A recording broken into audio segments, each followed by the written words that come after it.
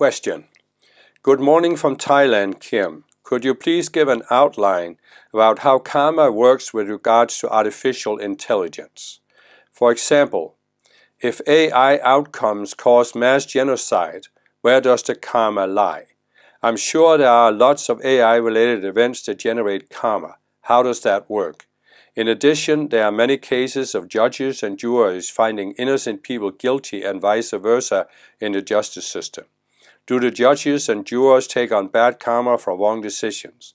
What about the death penalty? Well, I'm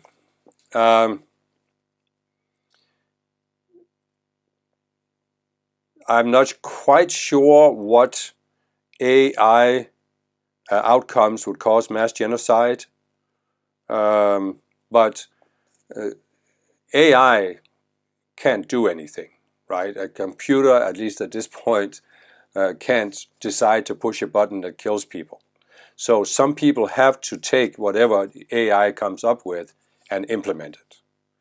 And obviously this is where karma applies to the individual, because you're the one who has to decide. And it's really no good to say, oh, AI told me to do it. It's the same thing in a court of law. You have, going back for a long time, you have even going back to the 1920s, there were some famous court cases where psychologists had come up with this idea that we don't have free will and we're not really responsible for our actions because our brains are just doing it all for us. And the courts definitely found that it was not an excuse. And so it will be the same today. You can't say, oh, the computer told me to kill that person, so I just did it. You are still going to be held accountable in a court of law, but you are, of course, also being held accountable in the court of karma. You're the one who are doing it. You're the one who are deciding to do it. And quite frankly, if you allow a computer to tell you what to do, you're making karma for doing this. If you allow a computer to give you the foundation for making decisions, you're still going to make karma for those decisions because you are the one who decided. I mean, it's the same as saying that you are asking somebody for advice and they give you the wrong advice. And of course you are making karma. You are the one who decided to do something. Now, I'm not saying the other person doesn't make karma. I'm not saying that if you have an AI chat GGP or whatever it is that you are asking and it gives you bad advice that leads to negative consequences, then obviously the people behind it, the people who are programming it, the people who are polling, they're also making karma. I'm not saying that. But definitely you are the person who is responsible for the actions you take that affect other people. It's your karma. And it really is no excuse. It's certainly not going to work up there with a karmic board to say, but AI told me, what could I do? Yeah, you could seek better information, use your intuition and make sound judgments and use your common sense and so forth and so on. In terms of the last part of the question, judges and jurors finding innocent people guilty, well, of course, there's karma involved there, and they will make karma for doing so. But on the other hand, you also have to realize that it's not as severe of a karma as if you're deliberately hurting other people, because we have a society. It needs to function.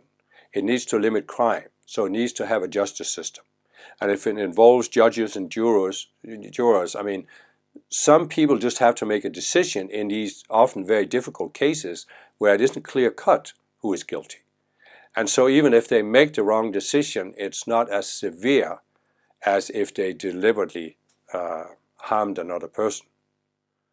So what I'm saying is, even if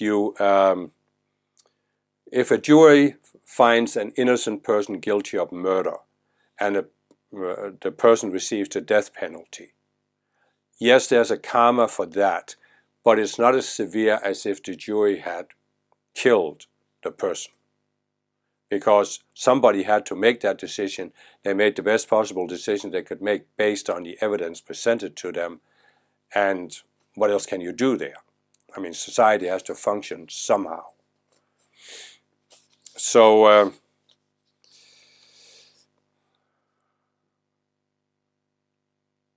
in terms of AI, though, I would say that it's clear that AI is going in the next decade or more. It's going to be a challenge for humankind. And the challenge can really only be met if people develop their intuition, what I call discernment, inner discernment or Christ discernment. Because you've got to realize that AI can't think. A computer cannot think like a human being. So you are asking AI a particular question. And AI goes then out on the internet and finds whatever information is available out there that relates to the question. Then it tries to put it together depending on whatever algorithm it's created with, and then it presents you answers based on selecting some of the information, because there's always more information than you can deal with. That's why you're asking AI to summarize it, right? So what I'm saying with this is that, first of all, AI can only work with information that's already there in the physical, on the internet. And it can only work within the paradigm of the constraints of its algorithm, how it is programmed. So it cannot make a creative decision. You are still responsible for making a decision. And in order to make the best possible decision, you have to have what I call discernment, inner discernment, Christ discernment. And that means you have an intuitive connection to the one mind, the Christ mind. I explain this in a number of my videos, how I take my video about how the world was created, for example. Everything is created out of the one mind. And we have the option to see ourselves as connected to that one mind, increasing our connection. And the more we increase our connection, the clearer our intuition is, the better we have this, what I call Christ discernment. Because now we can discern, is it coming from the one mind? Is it helping raise the whole? Or is it coming from the separate mind? And so what I'm trying to say is that AI cannot access the Christ mind and never will be able to. Listen, never will be able to. Because it's a mechanical programmed thing. So AI can only give you information based on what is already here in the physical, and most of that stuff is man-made stuff that often comes from the duality consciousness or people's biased opinions or whatever it may be. So the only way to meet the challenge presented by AI is that we increase our discernment so that we can literally sense, this is not complete information. This is not good information. This is not the highest possible information. It's not the highest way to look at this issue. And therefore we go beyond it. I'm not saying that AI can't be useful for certain things, but there are a lot of things it can't be useful for. And the first part of the question here, AI outcomes cause mass genocide. Where does the karma lie? Well, again, if you are making decisions based on AI, that's just an excuse for not wanting to take responsibility for developing the Christ discernment to help you make better decisions. So you're still making karma for that. And so what I'm saying is that AI will have more and more influence on people, even though I think people will eventually get tired of it and realize its limitations, but it will have influence. And the only way to really discern is what you get from AI valuable or not, is to have that Christ discernment. And I know it can seem like a difficult thing to develop, but it really isn't. I have given various teachings on it. I can give more if people want it. But it's really like a long-term prospect of walking a spiritual path, rising to higher levels of consciousness, and you get a stronger and stronger connection to the one mind, which also helps you. It helps you evaluate everything you do in life, but certainly will also help you evaluate what you or other people get from AI. Because it's clear that there are people, and there always have been people, who don't want to make their own decisions. They don't want to take responsibility for themselves, right? So they are going to say, oh yeah, I can ask ChatGPT, and I'll just do whatever it tells me. And that's not leading to spiritual growth. That's not raising your consciousness.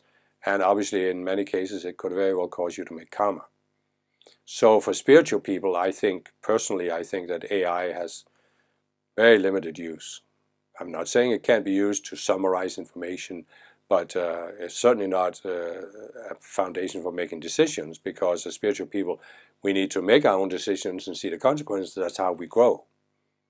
And circumventing that by some computer just going to stop your spiritual growth completely.